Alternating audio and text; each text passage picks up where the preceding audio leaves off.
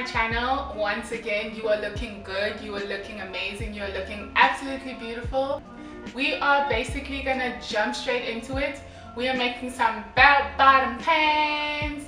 Like, cue the music.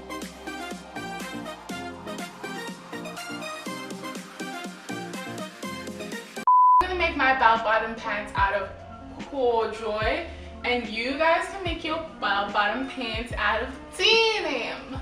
So I do corduroy, you do denim, and basically the fabric kind of works the same. They're both tough. If you were using bull denim, if you're using a softer one or stretch, or I don't know, just use the correct needle. But in terms of construction and everything is exactly the same. I kept the width not too wide because I do actually have a pair that I usually wear, and when I do they not smack into each other all the time? Like, whew. Yeah, I hope you guys enjoy basically this video. It's good to have you back. Please leave a comment down below of like things you guys actually want me to make and show you how to make. And then I did make it in a denim, but I dyed my denim blue. I just went to one of the dyes. I didn't do it at home, no way. And basically this was like for a grad collection that I had, but the only difference in this one is I had put a seam, like a Dior seam, like a curved seam in the middle of the pants, front and back. Matching jacket, lined it, you know, so you guys can actually make a whole outfit. You can let me know if you want me to show you how to make the jacket as well, so you can rock it. But today we are focused on corduroy, and we might have a part 2, I guess. So hope you enjoyed the video. Let's get into it. Okay guys, like I say every single week, you need some really sharp scissors, a grid ruler for your patterns. Make sure your pins aren't blunt, measuring tape with your actual measurements, as well as a fabric marker and the fabric of your choice. So this is a block, like a trouser block. I marked where the knee is, went 4 centimeters down the knee, and then added my flare. You have to decide on the flare you want. I put where I want my waist to be, and then added my yoke and added my front pocket. Then you can add now your pocket bag, as well as your back pocket and your fly. So basically you should end up with the front and back looking like this, and these are the pieces that you should need, all of them cut times 2. So the reason I kind of just illustrate stuff is that you guys can pause and actually adjust your patterns to the way that you need, and then I've kind of just gridded it for you guys to make it easier. So this is me basically cutting them all out and then basically prepping all of the pieces that I'm going to need. Because guys, I'm going to be so honest, in terms of trousers are so easy, but the hardest part is all of the accessories and the pockets. Joining trousers isn't as difficult as everyone makes it seem. So basically this is our pocket bag and our front facing. So with this, basically you're supposed to have cut both the curves out, but I always get confused with which one is right and left. So I always pin my facing first onto my pocket bag, and once I've done that and I know which side is right and left, I then pin my pattern piece back on and then cut the other curve out.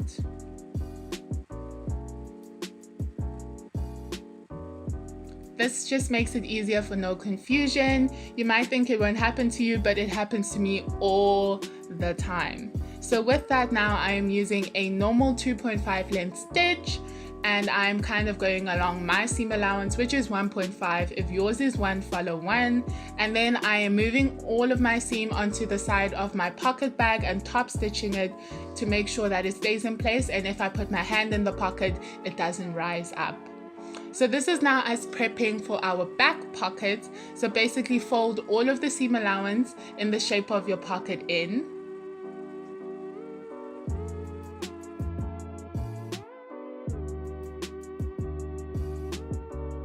You are now going to top stitch. I'm top stitching a foot width away around the whole pocket. And then I'm going to fold the top of my pocket. So I'm going to do a foot width away, as well as 0.5 away from the edge, since we're not going to do that top stitch onto the pants and we can put our hand through. Your pocket should look like this, all cute and ready to put on the back of your pants. And now moving on to our fly. One of the flies you should just overlock and go around, and the other you're going to put right side to right side and you're going to attach it. Don't do what I did here and attach the top part, closing it off. You should actually have that seam allowance, and I only noticed at the end, and then follow a J around it. Flip it over after grading it, so basically cutting off the excess. Just don't close the top, guys. Don't close the top. It has to be attached to the waistband, and I just figured that out way towards the end. Overlock it closed, and now it's ready to be attached. And now moving on to our last prep piece, which is our yoke. You are going to just do a seam on the center back and then move your seam excess and top stitching it to one side.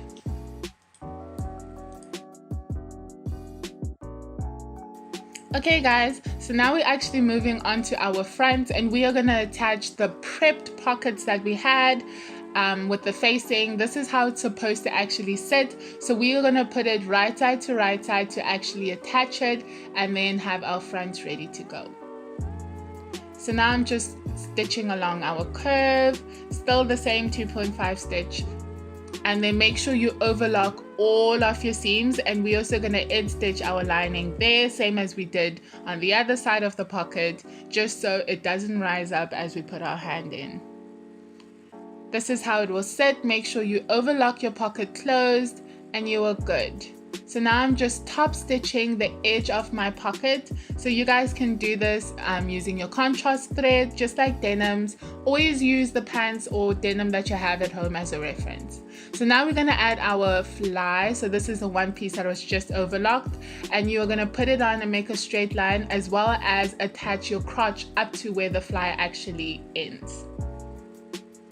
And now we're going to put our zip on. So I'm going to attach that onto the seam allowance opposite to where we just put our fly.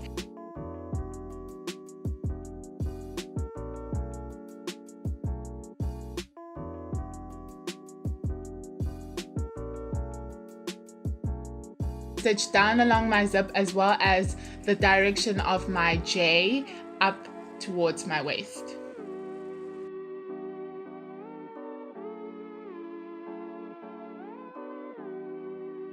Now we're going to put our fly guard, and now you're going to add that to the seam allowance with a normal 2.5 stitch length. Make sure that your fly guard is in the direction of the other fly piece, so they're symmetrical. So this is where I'm noticing, like, ooh girl, you were supposed to have that attached there, now you have a little gap, so I had to unpick that. And now we are basically going to attach our yoke to our back. So make sure first you attach your two backs by the crotch and then attach your yoke together.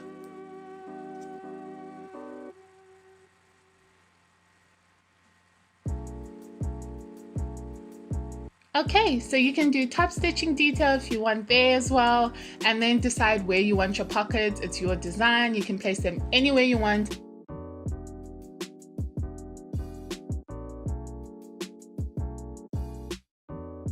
And just stitch 0.5 along the edge of your pocket. And you should have your back done, and you should have your front done. So what are we going to do now? We are basically going to put right side to right side, and we are going to stitch the side seams as well as the in leg.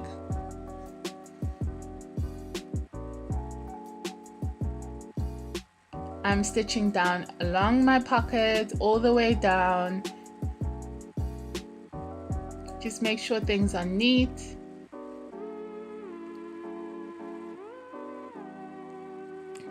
Your in leg, make sure that your seams of the two pants actually match by center back and center front. Then you can move on to your hem, which I just folded twice and then just top stitched. And now we're going to add our waistband. So I put right side to right side of our waistband and closed it off, leaving only the bottom open. And then I graded it, flipped it over. I'm just putting pins to make sure that it doesn't shift, and we are going to pin one side of the waistband all along our waist.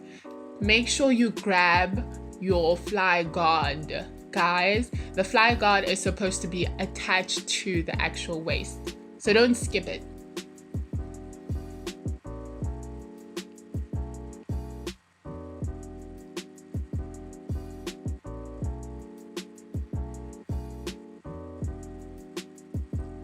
Once that's done, fold everything and push your seams onto the inside, pin it down, and then you can top stitch or stitch in a ditch, which just means stitching within the seam, and you are ready to go. You can now add your button as well as your buttonhole. I used a denim button which you just push together and make your hole, and you're ready to go.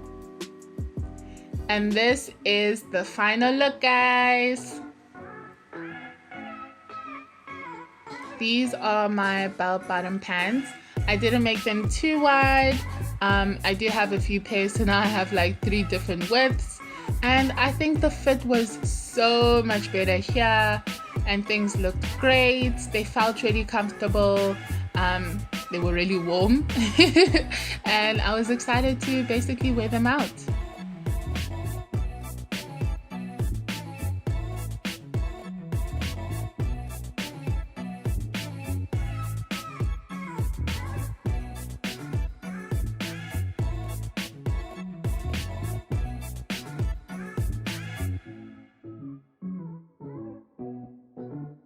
If you want to play around with contrast stitching as well, you can. And then I did that for my grad collection. This wasn't tailored as I made it for a model and not for me, so the fit wasn't as great as the pants I just made now. But yeah, this one was the one where I loved the dyed blue, I loved the white on it, and then I ended up making a whole little 2-piece. So I hope you guys enjoyed this video. I'm really sorry I've been back to work and everything's been hectic, but I hope to see you guys next week. Bye!